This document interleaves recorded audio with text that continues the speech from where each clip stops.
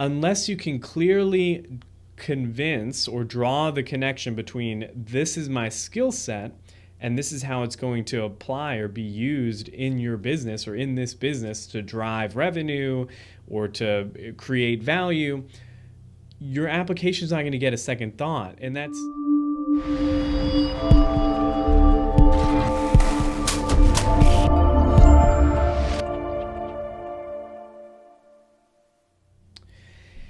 Hey everybody, welcome to another episode of the Better Outcomes Show. I'm your host, Rafi Salazar from Rehab U Practice Solutions. And if you run a healthcare company, technology company, software company, or even a healthcare organization, and you want to differentiate yourself from the competition, you want to set up a strategy that drives inbound leads, qualified inbound leads, into your business so you can close more sales and bring in some money, check out the Positioning Alignment Workshop, where we help you basically do that. We give you the bedrock foundation for a business development strategy that works.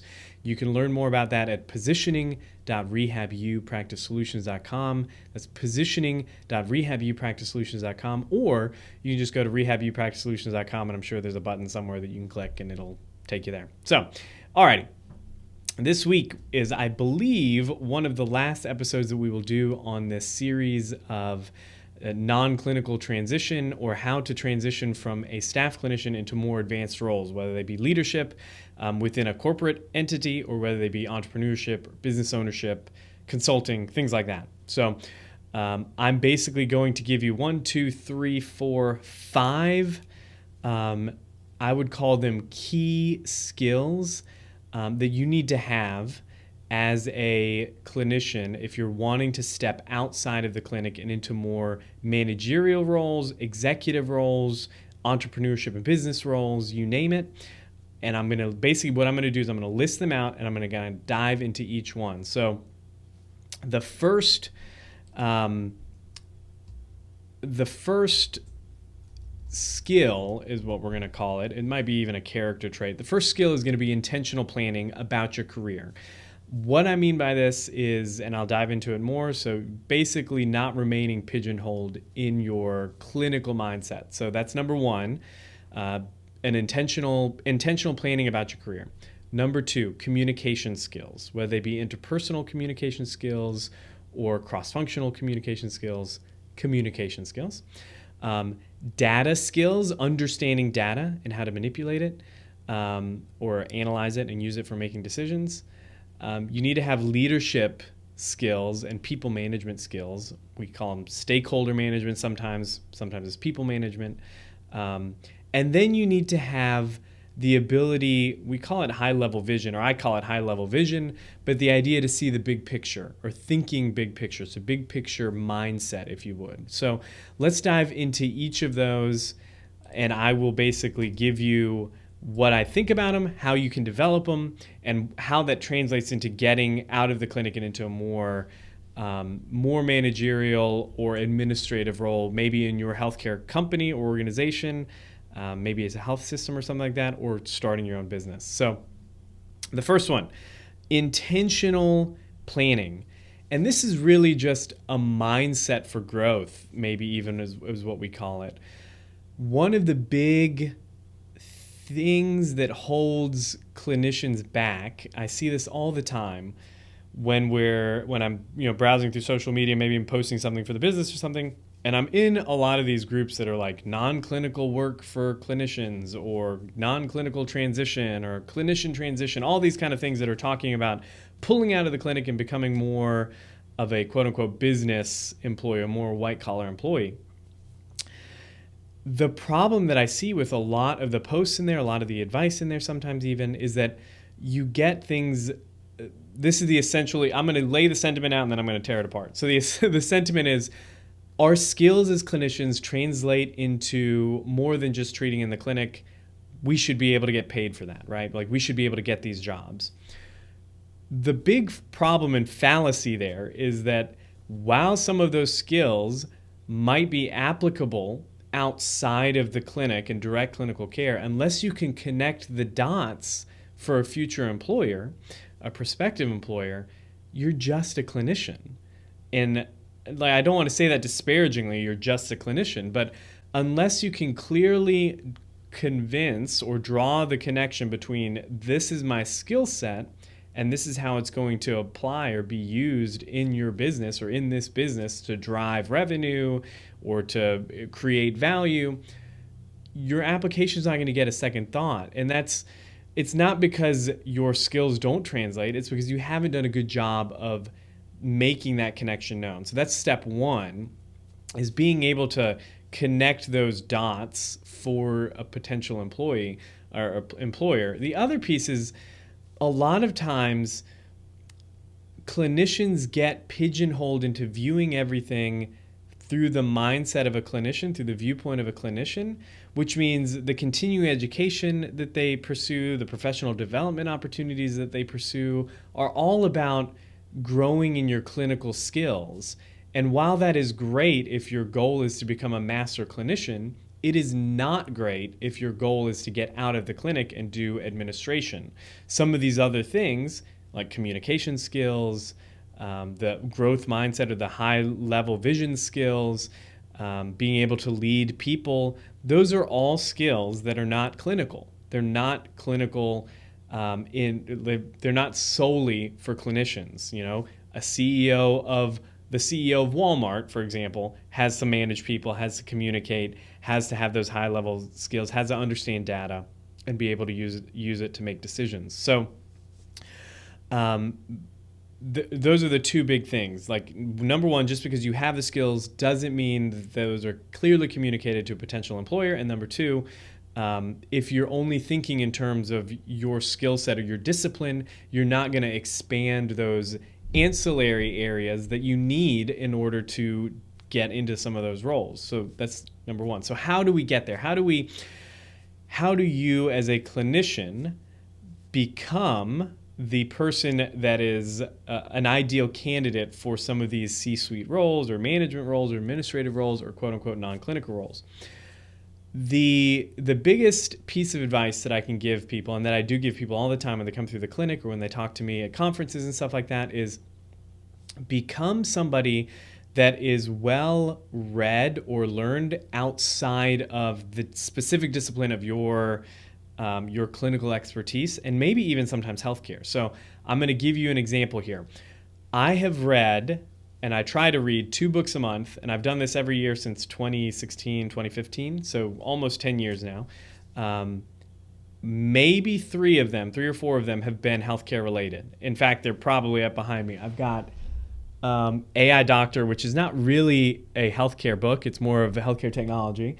But specifically for healthcare clinicians, it's Call to Care is one that I've read. What Patients Say and What Doctors Hear is another one. And maybe even The Body Keeps the Score. I'd throw that in there because I was using that a lot when I was doing some behavioral health work.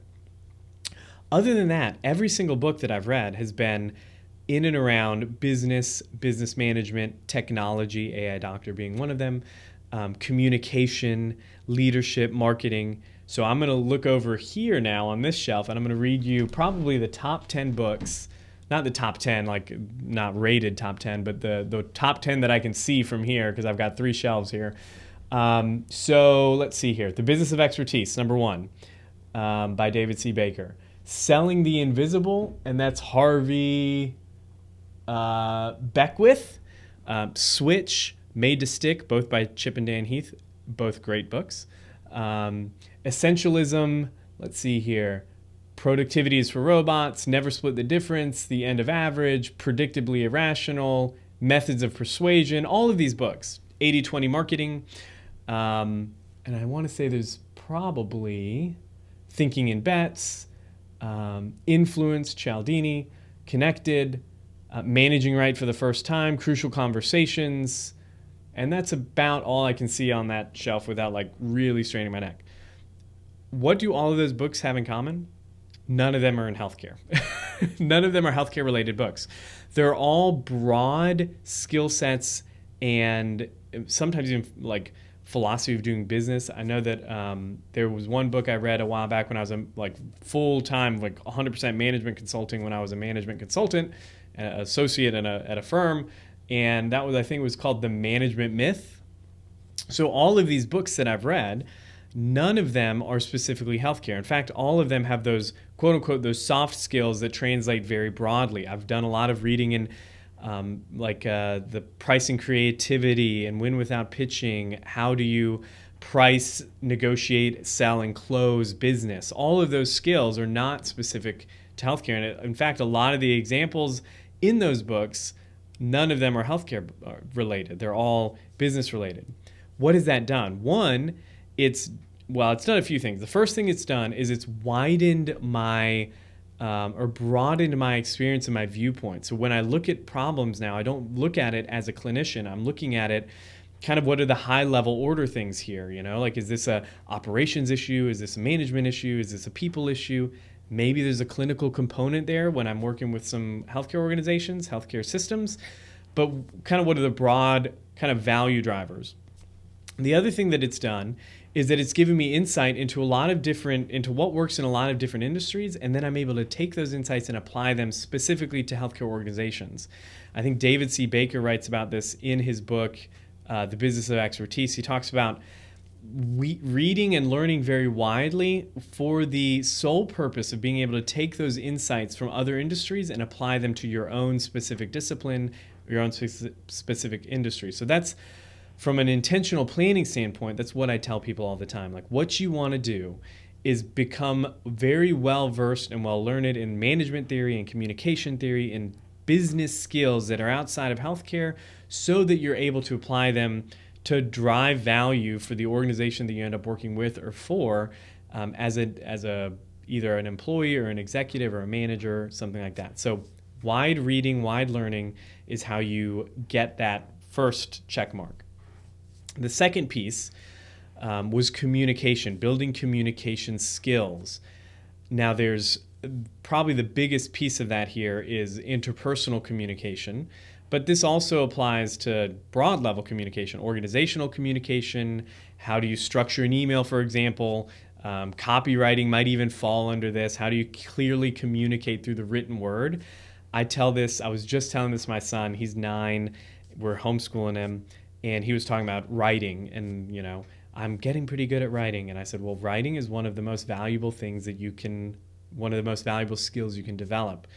And he said, he was asking me about it. Why do you think it's valuable? What is value? We're having those kind of conversations too. It's really fun. But I said, because no matter what in life, being able to command the written word is invaluable, because it's going to help you do a couple things. One, maybe it'll help you write advertising that's going to work, but really it's going to help you write communications that are going to get responses and drive action.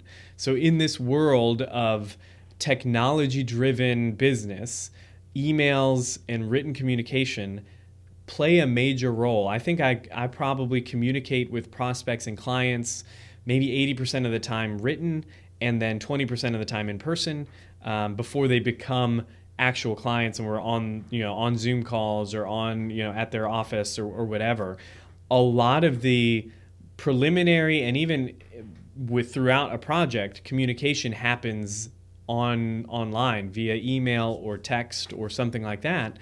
Being able to use the written word to both influence, to frame problems, to be able to communicate potential solutions is invaluable as a quote-unquote non-clinical. I would even argue as a clinician if you're documenting for authorization or something like that. So written communication is huge.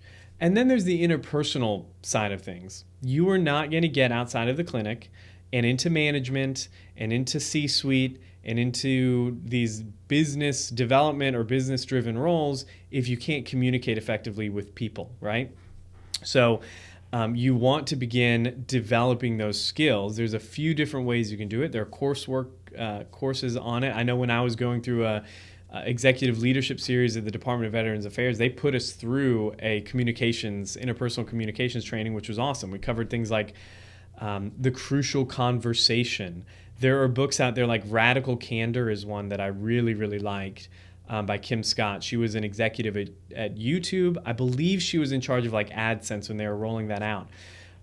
But it's that book, Radical Candor, is all about how to be a good boss, how to communicate very clearly and succinctly without, want to say it was like without losing your humanness or something like that, like how to be a radically candid, so being able to bring up those conversations, those difficult conversations, without being a jerk about it, which I think is a huge piece. And then in my mind, like any kind of sales training that's worth its salt, any sales book or sales training that's actually ethical sales training, really focuses on that. I want to say it's spin selling or consultative selling or something like that. Like all of sales is really just a communication, a conversation. And the conversation is really, is there a fit between what I'm doing or what I'm offering and what you need? And if the answer is yes, let's take the next step. And if the answer is yes after that conversation, we'll take another step. And if the answer is yes after that conversation, maybe you're buying something from me, or maybe we're entering into a service agreement, or maybe you're hiring me for your position.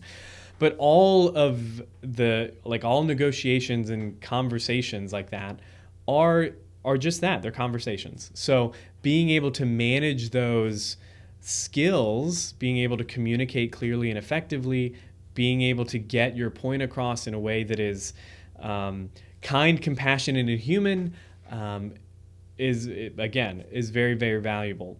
Even when it comes to being in management, you're going to have to fire people in management. You're going to have difficult conversations, disciplinary conversations with team members throughout your career. I remember the first time I had to do it at the VA. I remember being like up all night thinking about it. I needed, if we had a performance appraisal and it was not going to be a good one for this individual, right? Or like the first time I had to fire somebody, and it was a pretty clear case of like this person needed to be fired. And I'm not saying that you need to build like, oh, you just need to get a callus over it so that you can just walk in and fire somebody. That's part of it. The other part is understanding like how to deliver that message in a way that is kind and compassionate, right? And that promotes or that denotes strong leadership. A lot of leadership skills is the ability to communicate. So there's that. So number one was being an intentional learner or intentional planning around your career. Number two is communication. Number three is understanding data and how to use it and analyze it in order to make decisions, and being able to, again, communicate that to stakeholders. So if you understand the importance of data, again, it allows you to make decisions, and being able to communicate that to a potential client or potential boss or potential employer or to other stakeholders that you're trying to get on board is very, very important outside of the clinic and in like C-suite stuff. So I remember the first time I got exposed to this, I was a clinician. I was doing, again, this leadership development program at the Department of Veterans Affairs, and we were going to roll out an initiative, and the initiative was called relationship-based care at the time. I won't go all into that, but it was something that in my mind seemed very abstract. We're going to work on, quote unquote, building relationships, interdisciplinary relationships, and that's going to carry on into clinical outcomes. Well, how do you measure that? So they sent us into the project management office of the VA, which at the time was like down a long hallway. There was no windows. And there was an office of like 1, 2, 3, 4, 5, probably 8 to 10 people, all on computers, and they all had spreadsheets, tons and tons of spreadsheets. And they were like using pivot tables and stuff. So we went in and they said, okay, well, what's your goal? And they kind of had this planning session with all of us as we were getting ready to roll out this initiative. And I said, well, the goal is to increase and improve the relationships between these 3 or 4 departments. And they said, well, how are you going to measure that? Well, I don't know. Okay, well, what are some of the outcomes that you're hoping? And we said, okay, well, we're hoping that it will improve the quality of care. Okay, well, what are some of those metrics that we're already tracking that we use to kind of benchmark quality of care? What would be some of the financial gains? Maybe it's length of stay, maybe it's readmissions, maybe whatever it is. And we had like 4 or 5 key outcomes. And sitting down with these people, these the project management folks really gave us one insight into how the data was going to be used to gauge our effectiveness, but then also how we could begin seeing whether or not we needed to make a pivot in the program or whether we were on the right track based off of the data.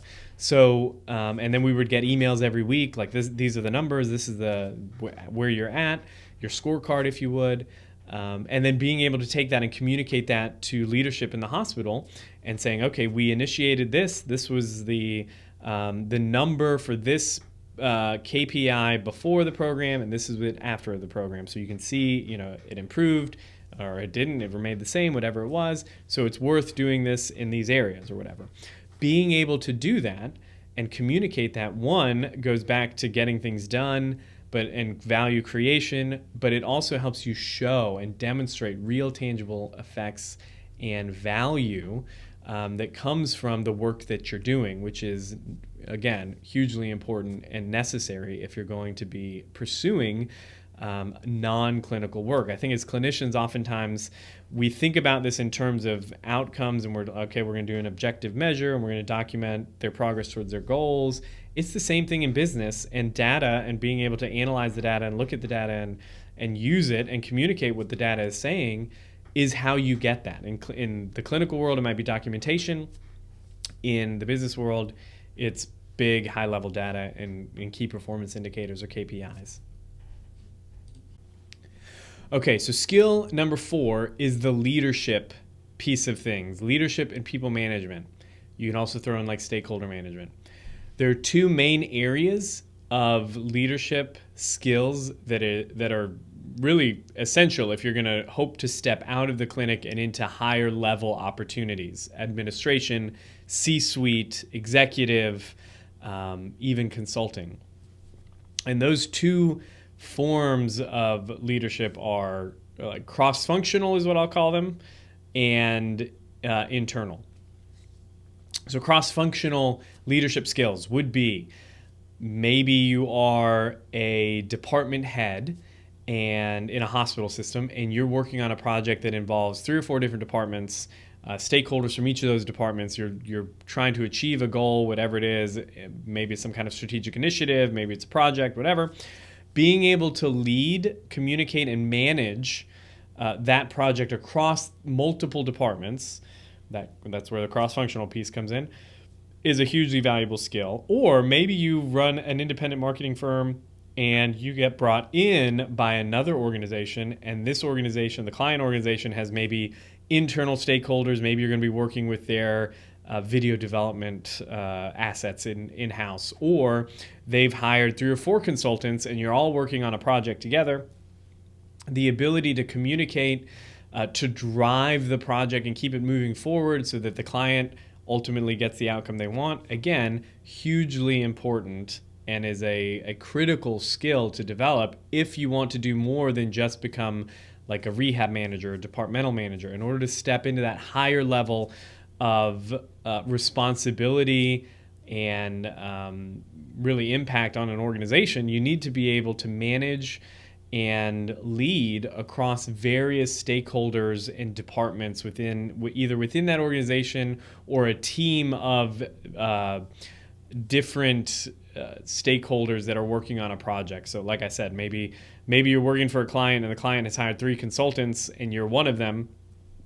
Being able to interface with all of them and drive, making sure, one, that your deliverables are being done, but that the ultimate goal is this end project being completed, is hugely valuable.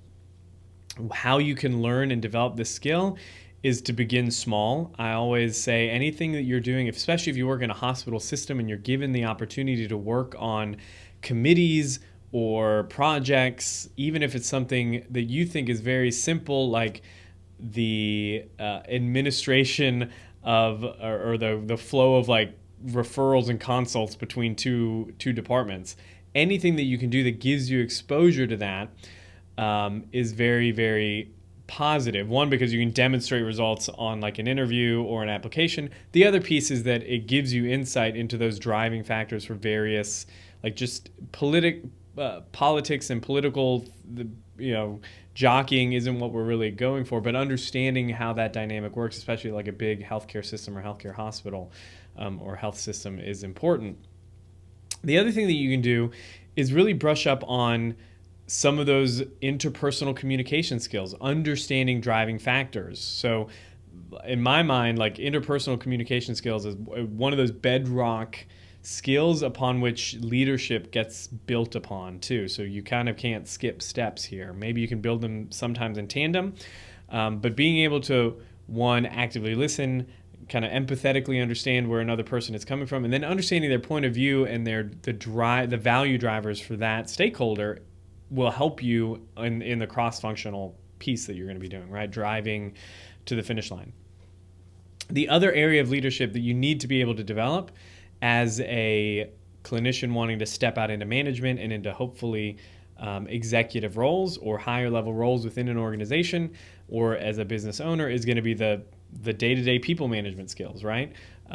Setting a vision is huge. Helping your team achieve the goals is huge. Part of that involves like actually having those crucial conversations, being able to have those disciplinary meetings, being able to manage the efforts of your team, right? And how you choose to do that. Data comes into play there. Maybe you've got a KPI meeting that you have once a month. Maybe you have specific benchmarks or goals for each team member on your team that you're going to be meeting with and working with to make sure that those are moving in the right direction.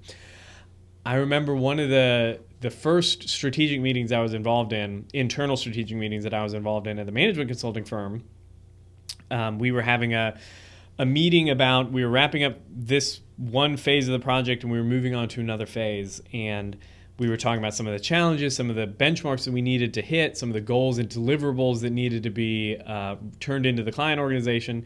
And Derrick, the managing partner, said, okay, this is kind of where we're going. These are the outcomes we need. And then he said, what do you need in order to make this happen? Because my goal as the leader here is really just to make sure you have the tools and the resources you need to do the job, and then I'm going to back away and let you do it. And he said it almost in passing, but in my mind, it was kind of an eye-opening thing. Like, okay, as the leader, my goal is to really back off and to make sure, like, give you the direction, give the team the direction, give them the resources and the time, the money, the skills, maybe sometimes even the training that they need to do the job, and then make sure that they're free to do it. I think a lot of times what happens is a couple things. People either get promoted to their level of incompetency, and maybe we can talk about that in a minute, but oftentimes what happens is people that get promoted within organizations, especially corporate organizations, get promoted based off of technical proficiency. So if you're a good clinician, for example, you get promoted to be a clinical manager or a director of rehab, for example. And that doesn't necessarily mean that you're good at people management. It means that you're good at your job, right? You're a good technical, in this case, a good clinician. So we're going to put you in charge of more clinicians. And oftentimes what happens to people in that role, when they get bumped into that management role, is they're just going to try to keep on being clinicians, and they don't realize that their role has shifted now. They're not hands-on patient care anymore, and they're not micromanaging, or they shouldn't be micromanaging the other clinicians on their team to make sure they're delivering care just right. Their role as managers now has shifted from direct hands-on patient care to giving the team the tools and the resources they need and making sure the benchmarks are being met, right? Whether that be quality of care benchmarks, whether that be outcome measures, whatever that is, financial, your goal is to equip the team and then to make sure that the numbers are moving in the right direction or the goals are being met.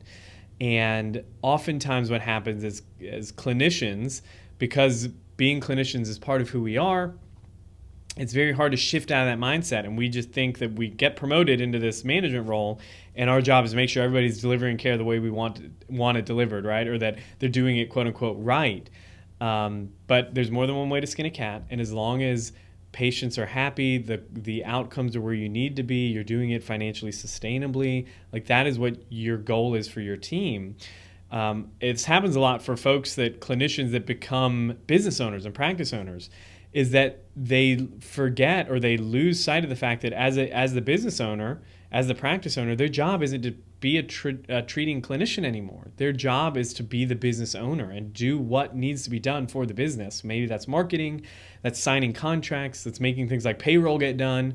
And oftentimes what happens is when the business is struggling, when there's a challenge in the business, the practice owner decides, okay, I just have to treat a whole lot more, and I'm going to be the driving force that drives the revenue for the business. And that's really a losing battle. It's a losing proposition, when really what your goal is as the practice owner in this case, if you're going to step into that role, is to build the team, to recruit a team, to empower the team, and then to let them do their job.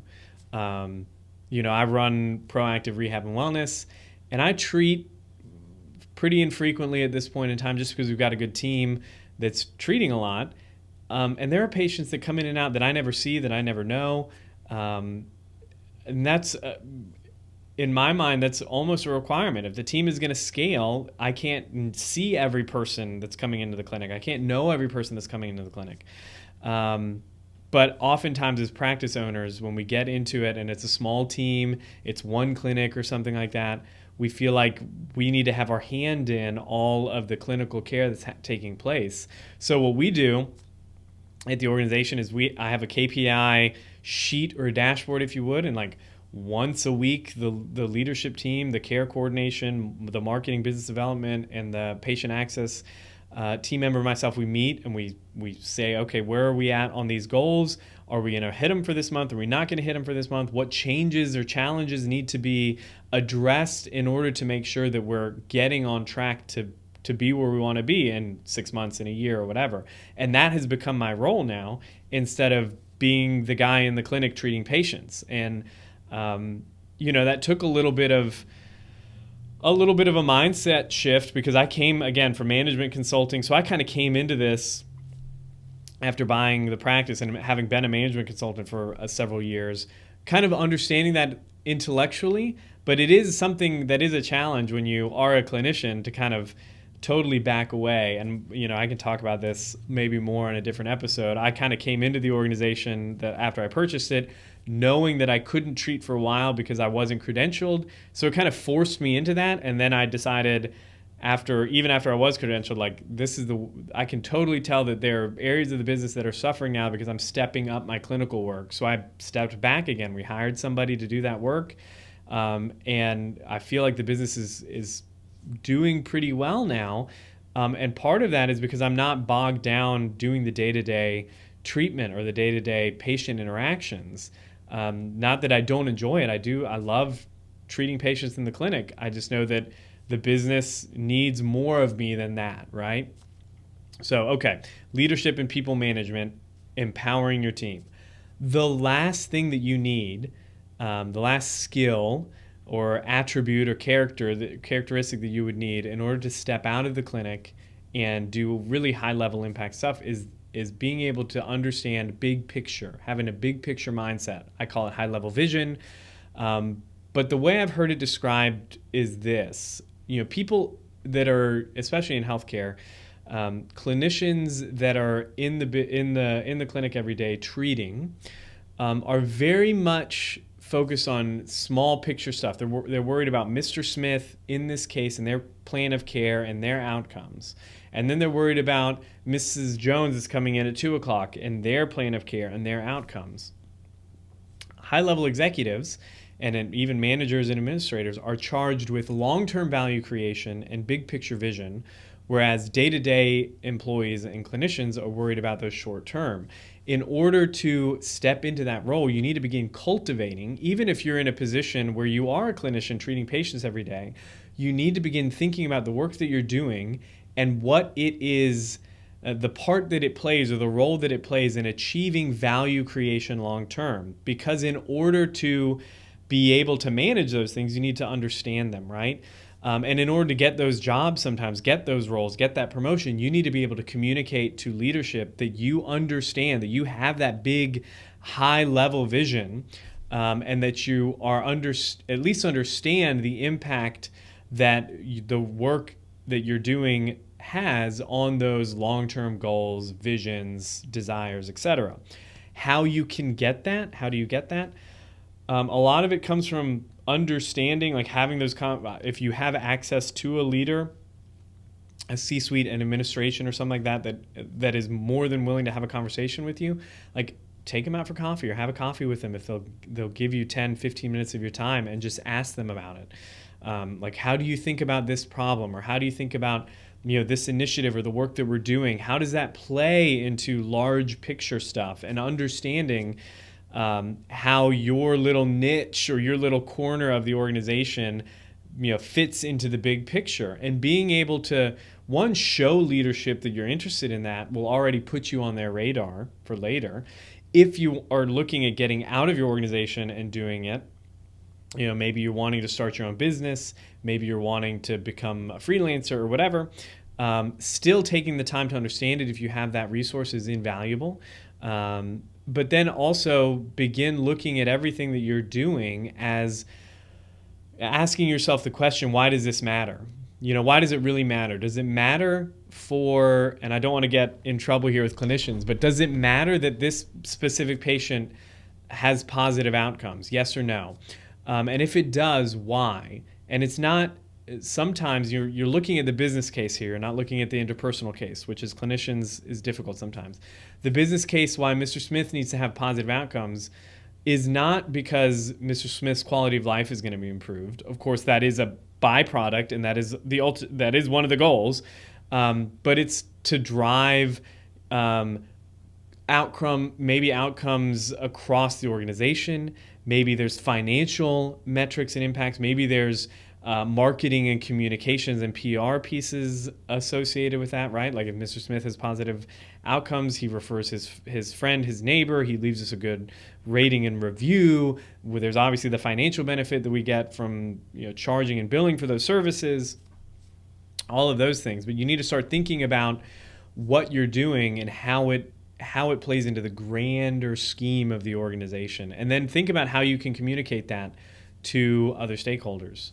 So those are my five skills or characteristics that you need in order to step out of the clinic and into higher level, higher impact roles. If you like that, if you think this episode is interesting or you found it valuable, let me know. I'd love to connect with me on LinkedIn, shoot me an email, info@rehabupracticesolutions.com. Let me know what you found valuable about it. If you think you want to share it, that would be great. I used to tell people, leave us a rating and review. We've got ratings and reviews on iTunes. That's cool. But I think what's more important to me is the impact. So share it with a friend or with a colleague that you think would find it valuable. And that's how you can help the show. If you run a healthcare organization, maybe a technology company, or even a healthcare clinic or organization, and you're looking at differentiating yourself from the competition and building a firm foundation for your business, your sales system, reach out to me. You can just go to positioning.rehabupracticesolutions.com or consulting.rehabupracticesolutions.com. Either one works.